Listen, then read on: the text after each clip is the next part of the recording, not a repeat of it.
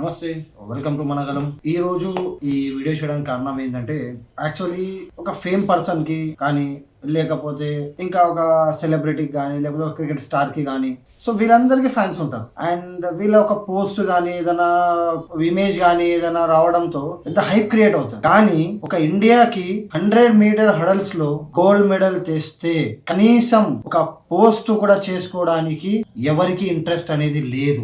భారతదేశం గర్వించదగ్గ అథ్లెట్ 100 మీటర్ల హడల్స్ లో చరిత్ర సృష్టించిన మన ఇండియా గర్వపడేలా చేసిన ఆ మహిళ అథ్లెట్ ఎవరైతే ఉన్నారో ఆమె పేరు వచ్చేసి ఎర్రాజ్ జ్యోతి. 100 మీటర్ల హడ్లర్స్ ను కేవలం 12.78 సెకండ్లలో పూర్తి చేసి భారతదేశం గర్వించదగ్గ మహిళగా గుర్తింపు పొందింది. ఈమె పూర్తి పేరు వచ్చేసి ఎర్రాజ్ జ్యోతి.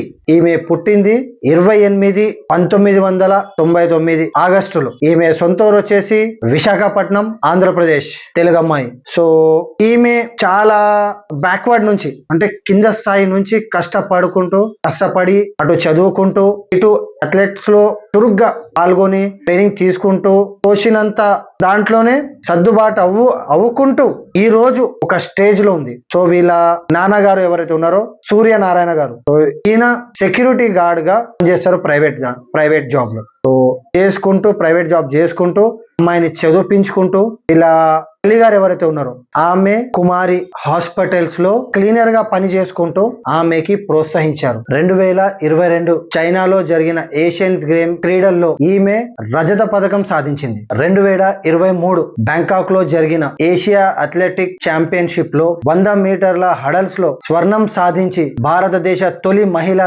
హడ్లర్ గా గుర్తింపు పొందింది. 2024లో ఈమె క్రీడను గుర్తించి భారత ప్రభుత్వం అర్జున అవార్డుతో గౌరవించింది. 100 మీటర్ల హడల్స్ విభాగంలో 2024 ప్యారిస్ లో జరిగే ఒలింపిక్స్ కు అర్హత సాధించిన తొలి మహిళగా గుర్తింపు పొందింది. అంతా మంచిగా నడుస్తుంది. తను 2022, 2023, 2024లో చాలా వరకు పథకాలు తను సాధించి చాలా మందికి ఇన్స్పిరేషన్ గా తను క్రీడల్లో పాల్గొని అంతా చేసిన తర్వాత తను రెడీ అవుతున్న సమయంలో విధి తనని మళ్ళీ ఒక పాయింట్ దగ్గర తీసుకొచ్చి ఆపేసింది. సో తను ఏదైతే ప్రాక్టీస్ చేస్తుందో సో ప్రాక్టీస్ చేసే సమయంలో తన మోకాలికి ACL సర్జరీ అని చేయాల్సి వచ్చింది. అంటే తన మోకాలికి చిన్న సర్జరీ అనేది చేయాల్సిన పరిస్థితి వచ్చింది. సో తను అప్పుడు ఈ క్రీడలన్నిటికీ కొన్ని నెలల వరకు దూరం ఉండాల్సిన పరిస్థితి వచ్చింది. కానీ జ్యోతి ఏదైతే తన పట్టుదల, తన శ్రమ, వాళ్ళ అమ్మా నాన్న కష్టపడ్డ వాటన్నిటిని దృష్టిలో పెట్టుకొని సో తను మాత్రం ఎటువంటి నిరాశ చెందకుండా మళ్ళీ తిరిగి కమ్బ్యాక్ గా వచ్చి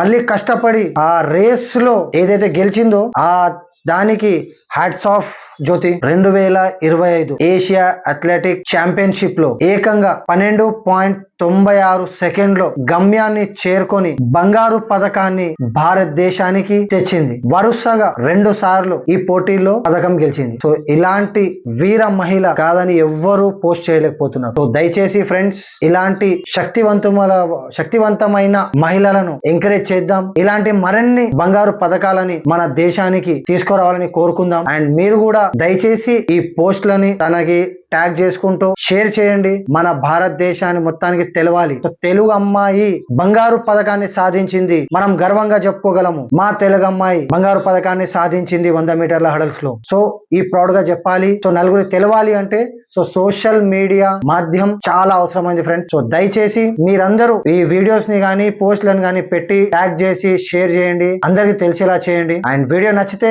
ఒక లైక్ వేసుకోండి అండ్ సబ్స్క్రైబ్ చేసుకోవడం మర్చిపోకండి. అండ్ ఇలాంటి మరిన్ని వీడియోస్ కోసం మా ఛానల్ ని చూస్తుండండి.